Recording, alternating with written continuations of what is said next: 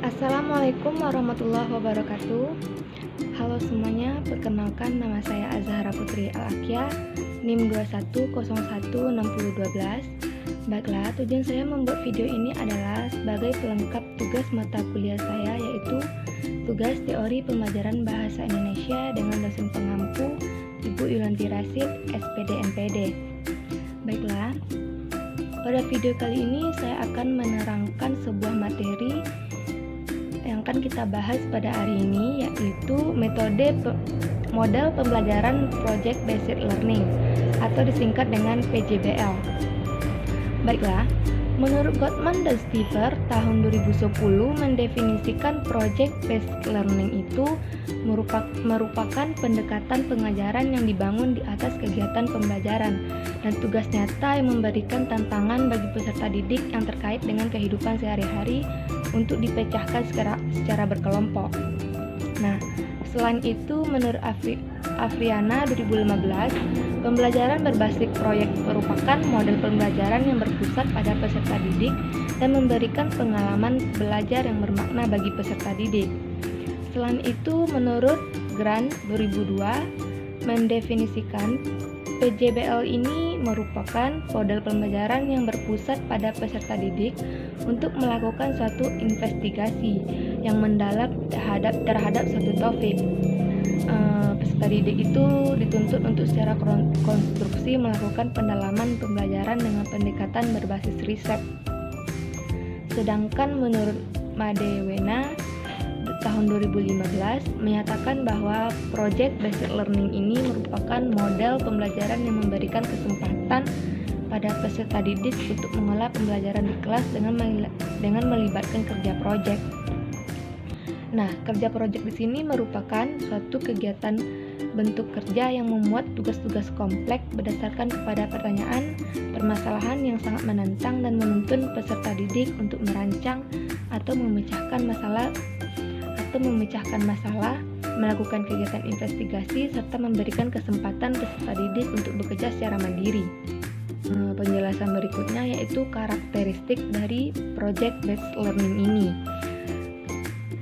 Karakteristik dari PJBL ini terbagi atas 8 buah, yaitu 1.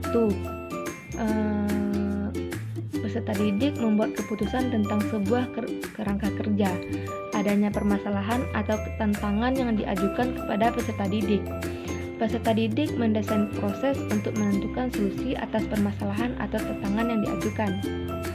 Peserta didik secara kolaboratif bertanggung jawab untuk mengakses dan mengolah informasi untuk memecahkan permasalahan. Proses evaluasi dijalankan secara kontinu. Peserta didik secara berkala melakukan refleksi atas aktivitas yang sudah dijalankan. Produk akhir aktivitas belajar dan akan dievaluasi secara kualitatif. Situasi pembelajaran sangat toleran terhadap kesalahan dan perubahan. Karakteristik ini didefinisikan oleh Global Scoutnet tahun 2000. Lanjut, keunggulan dari PJBL ini yaitu terbagi atas 9. Meningkatkan motivasi belajar peserta didik untuk belajar mendorong kemampuan mereka untuk melakukan pekerjaan penting dan mereka perlu dihargai. 2. Meningkatkan kemampuan pemecahan masalah. 3. Membuat peserta didik menjadi lebih aktif dan berhasil memecahkan problem-problem yang kompleks. 4. Meningkatkan kolaborasi. 5. Mendorong peserta didik untuk mengembangkan dan mempraktikkan keterampilan komunikasi. 5. Meningkatkan keterampilan peserta didik dalam mengelola sumber. 6. Memberikan pengalaman kepada peserta didik dalam pengajaran dan praktik dalam mengorganisasi proyek dan membuat alokasi waktu dan sumber-sumber lain seperti perlengkapan untuk menyelesaikan tugas. 7. Menyediakan pengalaman belajar yang melibatkan peserta didik secara kompleks dan dirancang berkembang sesuai dunia nyata. 8. Melibatkan para peserta didik untuk belajar mengambil informasi dan menunjukkan pengetahuan yang dimiliki kemudian diimplementasi dengan dunia nyata. Terakhir, membuat suasana belajar menjadi menyenangkan sehingga peserta didik maupun pendidik menikmati proses pembelajaran. Nah, karakteristik keunggulan ini didefinisikan oleh Kurniasih dalam Nur Fitriani tahun 2016. Lanjut, kapan model project based learning ini dapat diterapkan? Pembelajaran project based learning dapat dilaksanakan apabila dipenuhi syarat-syarat berikut. Nah, di sini ada 5 syarat yang harus kita penuhi dalam agar kita dapat melaksanakan project based learning ini. Yaitu 1, pendidik harus terampil mengidentifikasi kompetensi dasar yang lebih menekankan pada aspek keterampilan atau pengetahuan pada tingkat penerapan, analisis, sintaksis, dan evaluasi. 2, pendidik mampu memilih materi atau topik-topik yang akan dijadikan tema proyek sehingga menjadi menarik. 3, pendidik harus terampil menumbuhkan motivasi peserta didik dalam mengerjakan proyek. 4, adanya fasilitas dan sumber belajar yang cukup. Terakhir, pendidik harus melihat kesesuaian waktu proyek dengan kalender akademik sehingga kegiatan proyek memungkinkan akan dilakukan. Nah, jadi kelima syarat-syarat ini, jika kita telah memenuhinya, maka kita akan dapat melaksanakan project based learning ini. Nah, lanjut, bagaimana karakteristik materi pembelajaran yang sesuai dalam penerapan model project based learning ini?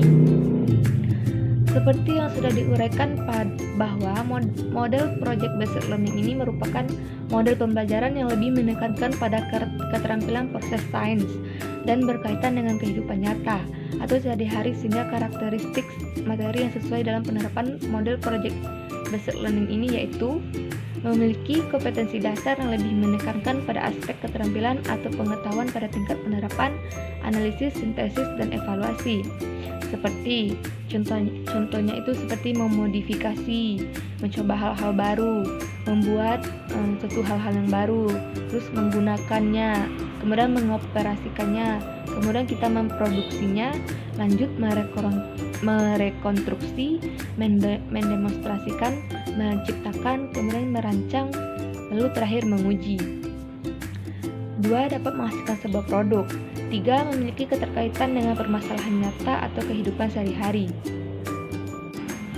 Lanjut, bagaimana tahapan umum alur pembelajaran learning path project based learning ini?